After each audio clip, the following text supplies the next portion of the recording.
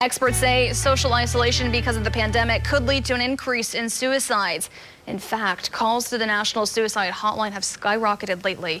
This morning, 2 Works for You's Mike Brooks talks about thoughts of suicide and what we can all do to help others in today's Mindful Moment with Mike. I was reading today about how people tend to ruminate or think deeply about something when they are isolated. And yes, I had to look that up.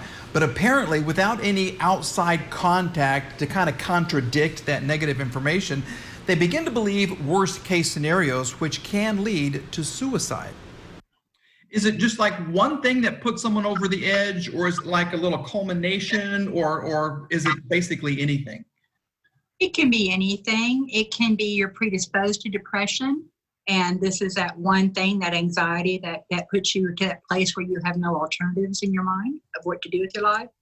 It could be that you've been isolated before because of your age, because after 55, that's the highest group of suicide is 55 and above.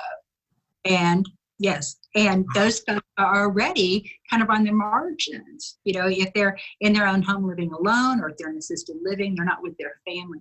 I guess it would be a huge step to actually reach out and text the number or make the call. That takes some bravery, I would imagine. It takes some courage, to think that this might help. But I think that for most of us, the best thing we can do is just confront it directly. To talk to the person and, I'm seeing these things with you. You seem very down.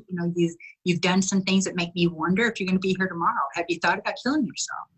It doesn't make people commit suicide. Instead, it makes them realize you have a connection and that you care. Kathy says it's very important to reach out to someone that you may not have heard from in a while. And if you are feeling like you just can't continue, the good people at Counseling and Recovery Services are there to help. The phone number is 492-2554.